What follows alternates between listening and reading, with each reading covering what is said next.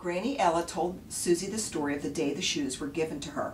The family was very poor in Russia, both when they lived there and especially during those first few years after they moved to America. My mother Mary was a seamstress and took clothes in and let them out to fit whoever needed them at the moment. Although I never had new clothes or anything that was bought just for me, it didn't make me sad. In fact, I actually felt lucky to have so many of my family's clothes to choose from over the years. Have either of you ever had hand-me-down clothes?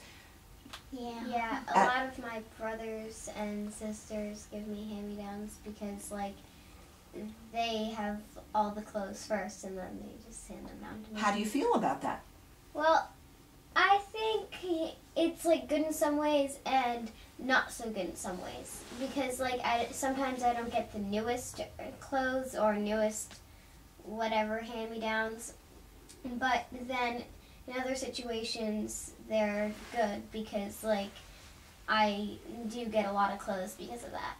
Well, listen to this next part, because that's what she's saying. In fact, I actually felt so lucky to have so many of my family's clothes to choose from. Do you remember how many brothers and sisters she had? I know she had one brother. There were like 8 children in that family, like 3 or 4 sisters, 3 or 4 brothers. So there were a lot of clothes, and to have a mom who's a seamstress, you could be a lucky kid under those circumstances. Okay, so Granny Ella says to Susie, however, on the night before my 8th birthday, my grandmother Ed.D came into my bedroom with a special box under her arm. She hugged me, and she said she was giving me a very special birthday gift she had bought several years before from a shaman back in Russia. Have you ever heard that word, a shaman? No. Kind of like a magical person, like a witch doctor kind of person. You've heard, it sounds like you heard that before, Lindsay. He was known to possess magical powers and told her, her grandmother, if she gave them to me, her first granddaughter, on my 8th birthday, the shoes would bring me good luck and good fortune whenever I put them on. Susie had stretched out on top of her covers as she listened to her grandmother's story. Granny Ella noticed Susie was wearing the new shoes and was sure it would do no good to suggest Susie take them off when she got onto her bed. The red glow of the beautiful gift seemed to wrap itself around her granddaughter, and Granny Ella did not want to disrupt the magic that seemed to fill the room. Just then, the door to Susie's bedroom came crashing open, and in rushed her brother Bennett.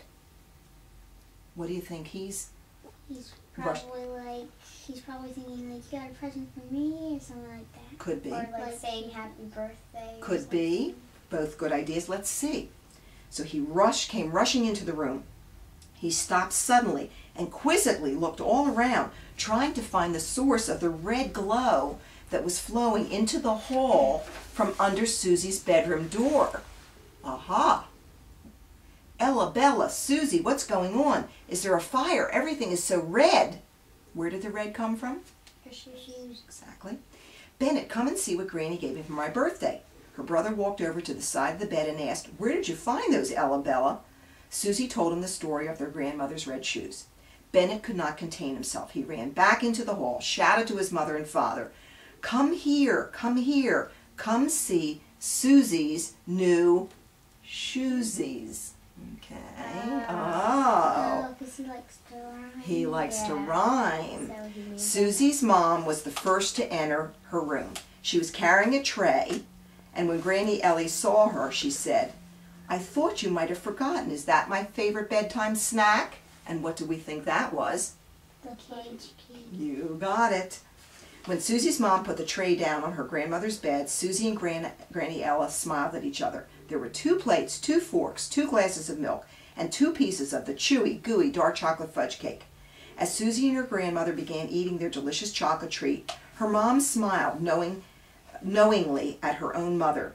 You finally gave them to her. They're just lovely, Mom. When Susie's father came in, he too seemed to know that this was a gift that would someday come to his daughter. Susie's parents hugged each other and then embraced Granny Ella.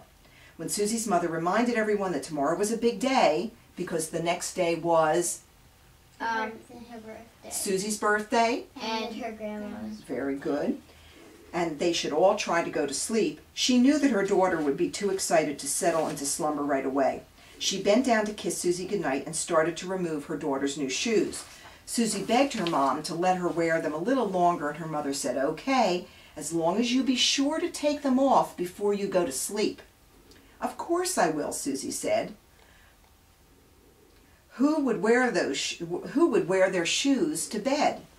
Susie's mother then went over to her own mother's bedside and gave her a gentle kiss on the cheek. "Thanks, Mom," she said as their eyes met in a knowing way. She stood there a moment longer, looking lovingly and somewhat longingly at these two very special curly-haired members of her family. Susie noticed both her mother and Granny Ella had tears in their eyes. "What's wrong?" Susie said with fear in her heart.